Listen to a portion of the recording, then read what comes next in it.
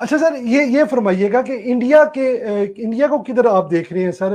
India کا جو media ہے وہ اس وقت بڑی چیخو پکار کر رہا ہے اس کو لے کر، تو وہ کیا کہیں گے سر آپ؟ دیکھیے ہندوستانی میڈیا وہ جو نا وہ جس کو ہم اپنے عام جملوں میں کہتے ہیں نا منجن فروشی، جی وہ وار جو مونگرنگ ہوتی ہے اس میں وہ ملوث رہتا ہے. لیکن سچائی دیکھیں تو ہندوستان کا صاحب 3 ارب ڈالر کا نقصان ہے. وہ کوئی نقصان اس کے لیے بڑا نہیں ہے. جی بڑا معاملہ ہوگا ہمارے ساتھ، کیونکہ یہ جو شدت پسندی وہاں بڑھے گی اس کا بوجھ الٹیمیٹلی پاکستان پر آنا ہے. یہ یاد جی رکھیے گا. ہم نے پہلے بھی 70,000 انسان گنوائے ہیں. اب یہ آگے چل کے ہمارا نقصان ہو سکتا ہے. ہمیں تیار رہنا چاہیے اس کے لیے. یہ مجھے لگتا ہے اگر ہم نے یہ غلطی کی، ہم نے یہ سمجھ لیا کہ دیکھیں بھارت میں تو میڈیا یہ فروغ کرتا رہے گا. بھارت کے ظاہر فوری طور پر بھارت کے سٹیکس جو تھے اس کو یقیناً دھچکا پہنچا ہے. لیکن لانگ ٹرم میں اگر آپ دیکھیں تو یہ پاکستان خاص طور پر اس میں سب سے زیادہ نقصان اٹھا سکتا ہے. کیونکہ پاکستان میں اگر شدت پسندی بڑھتی ہے، جی جب یہ بیانیہ طاقت پکڑ لیتا ہے کہ طاقت کے زور پر مسلح جتھے کسی جگہ پر حکومت ختم کر سکتے ہیں، تو یہ کافی خطرناک ہو سکتا ہے پاکستان کے لیے. کیونکہ پاکستان کی معاشرے میں نچلی سطح تک شدت پسندی پہلے سے موجود ہے.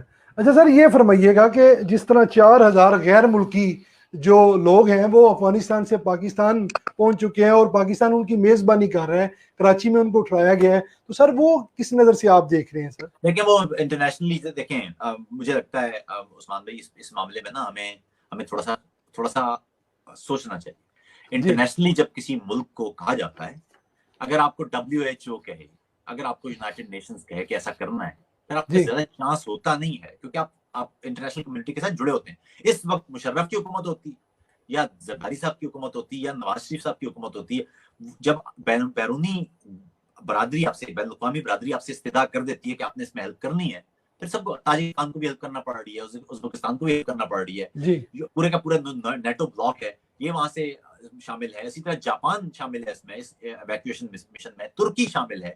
تو اگر آپ کو سوچیں کہ ترکی کو اگر بین الاقوامی برادری کہے کہ آپ کابل ایئرپورٹ کی سیکورٹی سنبھال تو مجھے لگتا ہے کہ اس میں یہ زیادہ ڈسکشن والی بات نہیں. کوئی بھی ہوتا، جب بین الاقوامی برادری آپ سے ریکویسٹ کرتی ہے آپ کو وہ کام کرنا پڑتا ہے. کام کرنا پڑتا ہے، ٹھیک ہو گیا. اچھا سر، یہ فرمائیے گا کہ جس طرح پہلے لال مسجد والوں نے اب پشاور میں پاکستانی طالبان کی شورا کا اجلاس ہوا ہے، اور جو یہ کہتے تھے کہ ہم نے پاکستانی طالبان کی کمر توڑ دی ہے، وہ بڑے خاموش نظر آ رہے ہیں. ان چیزوں کو آپ کس نظر سے دیکھ رہے ہیں سر؟ یہی میں نے کہا کہ دیکھیے پاکستانی معاشرے میں عثمان بھائی، پاکستانی معاشرے میں شدت پسندی بہت نیچے تک موجود ہے. جی طالبان کی اس طرح سے کابل پر قبضے کی وجہ سے پاکستان میں اس نوشن کو تقویت ملے گی کہ یہ ٹھیک کام ہوا ہے. میں پھر بتاتا ہوں کہ پاکستان میں 2007 سے لے کے 2015 تک جی طالبان، جو تحریک طالبان پاکستان ہے، وہ بری طرح سے پاکستانیوں کو قتل کرتی رہی ہے. فوجیوں کے سر کاٹ کے فٹ بال کھیلتی رہی ہے، اغوا کیا ہے لوگوں کو.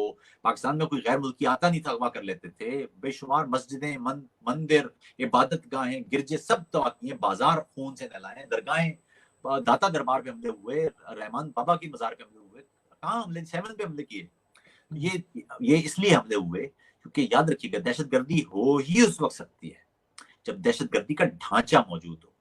اور دہشت گردی کا ڈھانچہ اس وقت موجود ہوتا ہے جب دہشت گردی کے جو نرسری ہے شدت پسندی وہ موجود ہو. تو پاکستان میں شدت پسندی موجود ہے. 2015 میں یہ جو دسمبر 2014 میں اے پی ایس کا واقعہ ہوا، جی اے پی ایس کے واقعے کے بعد پوری پولیٹیکل لیڈرشپ بیٹھی.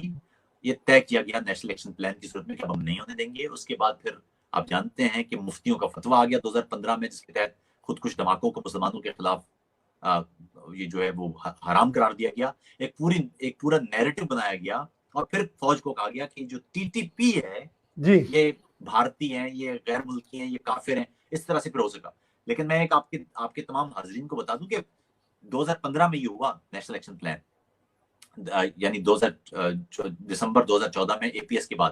لیکن فروری 2014 میں، یعنی جی اے پی ایس واقعے سے ٹھیک 11 مہینے پہلے طالبان سے جو مذاکرات ہو رہے تھے اس میں طالبان نے اپنا نمائندہ عمران خان کو بنایا تھا.